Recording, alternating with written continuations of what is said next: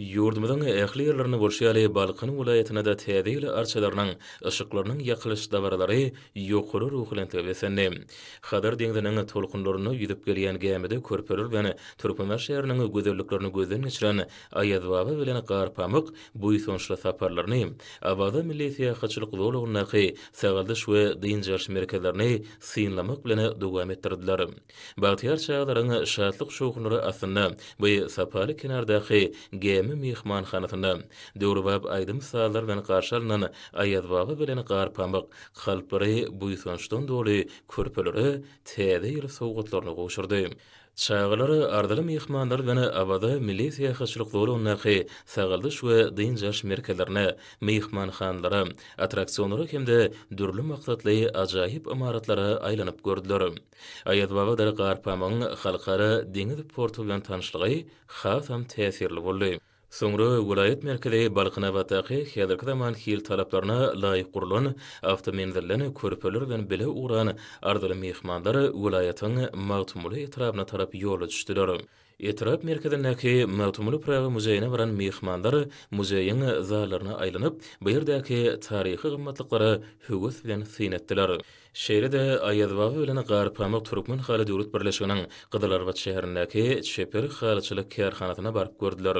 Soňra Aýaz baba da Garpamyk çağlar bilen birlikde Türkmen şäheriniň iň bir ajaýyp künjogyny her biri 4 gatly jemi 300 hojalygy niýetlenen ýaşaý şaý toplumyny ýaş satynjalan bedemen gelnajatyny täze öýde tutulýan bebek toýuny synlamak bilen ruhy lezzet aldylar. Aýaz baba bilen Garpamyň Sewit merkezindäki Balkyn welaýat kitapxanasyna aýlanyp, gahrman arkadaşlaryň hemde arkadaşly gahrman serdarmyň jowher zehinlerinden dören kitaplary okap görmeklerem şuňgur maly mazmuny eýe boldy.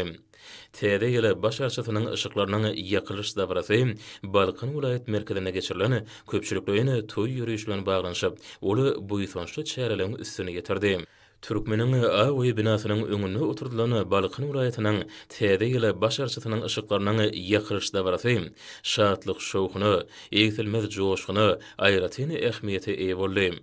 Aýaz baba bilen Garpamyk körpeleň haýyşy bilen welaýatyň baş täze ýyly arçasynyň ışıklaryny bu ýsonç bilen ýakdylar.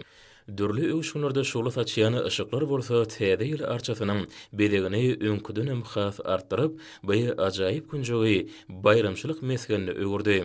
Çäksiz söýge beýmeçhur bu ýsonja besenen dabarada ruhy bilen şadyan çağılan şatlyk bu ýsonjanyň çägi bolmady.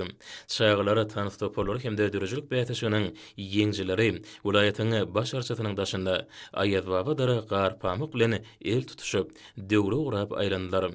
Özleriniň ýürek arzularyny bu ýsonçlaryny joşgyny tanslarda, lawazly goşgularda, ýakymly aýdym salarda uly bu ýsonçlaryny beýan etdiler.